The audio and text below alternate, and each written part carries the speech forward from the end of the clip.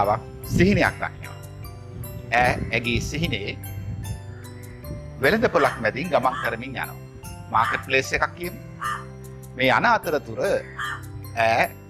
වෙළඳ හලකට ඇතුල් වෙනවා. පුදුමයට පත් කරමින් ඒ වෙළඳ හලේදී ඇයට හමු වෙනවා දෙවියන් වහන්සේ.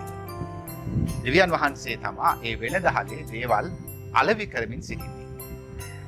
දෙවියන් වහන්සේ ඇයට කියනවා, මහත්මිය, ඔබට කැමති දෙයක් මේ වෙළඳ හලෙන් ගන්නට පුළුවන්. කැමති දෙයක්.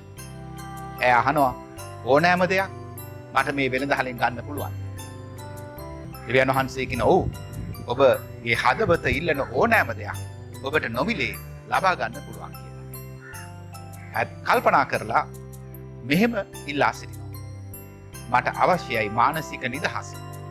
මට අවශ්‍යයි සතුට, ප්‍රීතිය, ප්‍රඥාව, දැනුම. ඒ වගේම ඕනෑම අවස්ථාවක බිය නොවී නිර්භීතව කටයුතු කිරීමට. එහෙම කියලා ටිකක් කල්පනා කරලා ඇය කියනවා, මට විතරක් නෙමේ මුළු ලෝකෙ හැමෝටම මේ දේවල් ලබා දෙන්න කියලා. දෙවියන් වහන්සේ කාන්තාවට කියනවා, මහත්මිය, අපි මේ වෙළඳ හලේ විකුණන්නේ භව භෝග නෙමෙයි.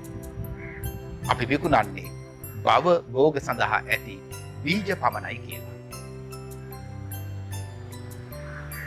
අපේ ජීවිතයේ බීජ කොතරම් වපුරා ගත යුතුද ප්‍රතිඵලදායක මිනිසුන් බවට පත්වීමට.